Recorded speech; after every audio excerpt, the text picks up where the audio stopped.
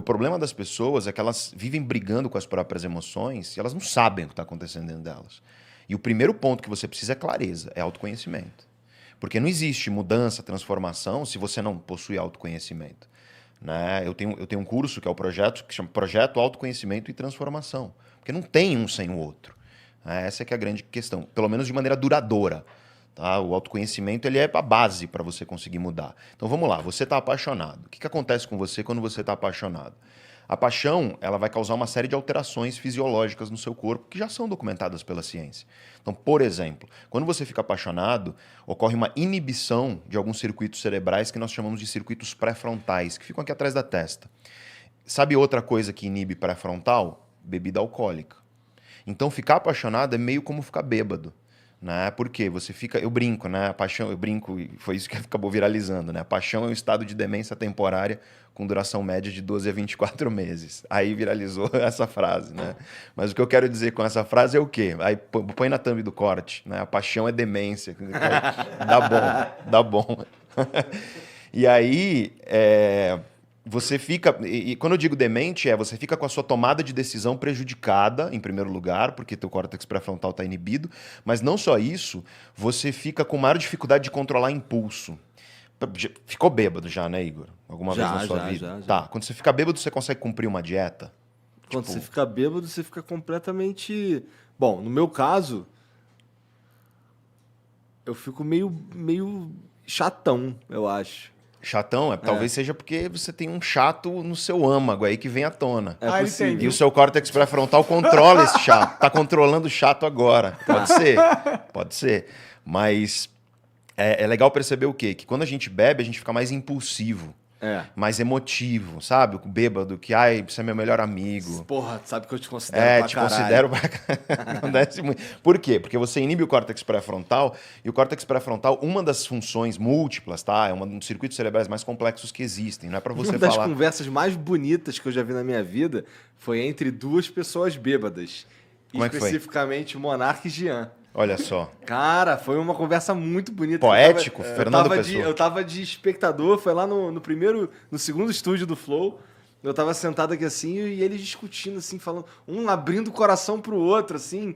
E eu, caralho, o que tá acontecendo? Tá vendo? Por quê? Porque você inibiu com o álcool um circuito cerebral que te ajuda a controlar teus impulsos, sabe? A olhar para uma sobremesa e falar, não vou comer.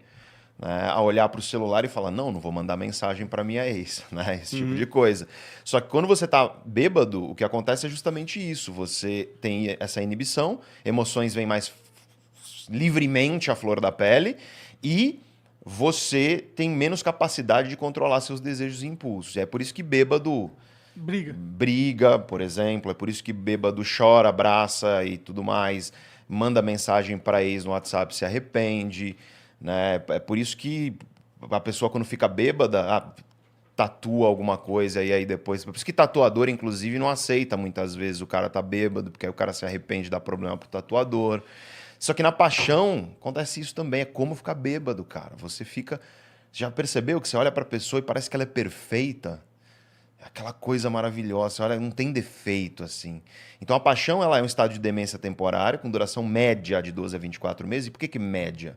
Porque você tem menos e mais, é uma média, e média nem sempre é uma boa medida para você. Tem muita gente que pergunta, quanto tempo mais eu vou ficar com isso? Não sei, cara, cada indivíduo é um indivíduo, eu sei qual é a média. Mas o ponto é que, além disso, a paixão ela traz um estado de obsessão e compulsão. Né? Quando você está apaixonado, ocorre uma redução da disponibilidade de um neurotransmissor chamado serotonina em alguns circuitos cerebrais. E a serotonina está muito associada a isso, a obsessão e compulsão. E aí, quando você está longe da pessoa, você fica ansioso. Por quê? Porque você quer estar perto dela.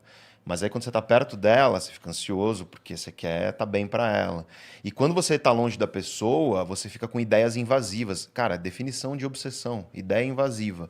Você está no trânsito, no chuveiro, você está trabalhando, aí você fica pensando na pessoa, cara. Cara, isso é a obsessão, é o que nós definimos como obsessão. E compulsão. E o que é a compulsão? Você tá com a pessoa, você não quer parar de estar com ela. Não tem um momento que você fala, não, chega, vamos dar uma pausa, a gente volta daqui a uma semana. Tipo, você quer o tempo inteiro.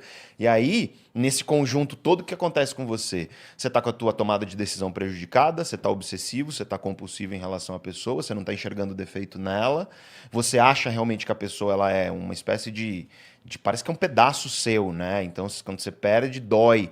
E aí vem a coisa que é necessária de se entender. Então, quando você tá apaixonado, você tá meio bêbado. E a tua tomada de decisão, ela tá prejudicada. E, portanto, o que você aprende aqui? Não toma decisão grande e importante quando você tá apaixonado.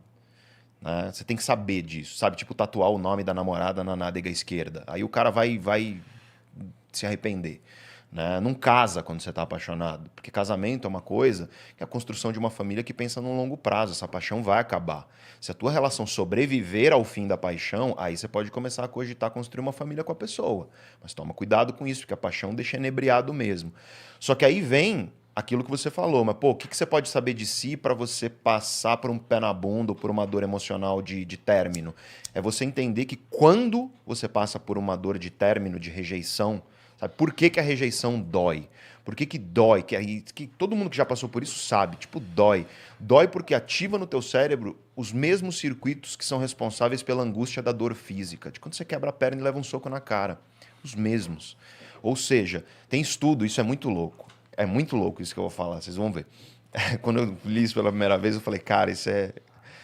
Tem estudo que mostra que para a pessoa que está com o coração partido, se você dá para essa pessoa 2 vezes ao dia 1 grama de paracetamol, reduz o sintoma de coração partido mais do que se você der um placebo. Porque é um estudo clínico, entendeu? Caralho. Igual você faz para dor de cabeça, eles fizeram isso. Aí para metade do grupo eles deram uma pílula de farinha, todo mundo sofrendo lá, com coração partido. E a outra metade deram 1 grama de paracetamol mesmo 2 vezes por dia. Reduziu o sintoma com significância estatística mais do que placebo. Caralho. Ou seja, por quê? Porque dói, velho. E todo mundo que já passou por isso, cara, você preferia às vezes ter as 2 pernas quebradas em vez de ter passado por algumas decepções amorosas, rejeições, ou mesmo a perda de uma pessoa que você ama, né? A perda de uma mãe, de um pai, de um irmão, de um avô, de uma avó. Porque dói, é visceral, cara. O ser humano é um ser social. As nossas relações são muito importantes para nós.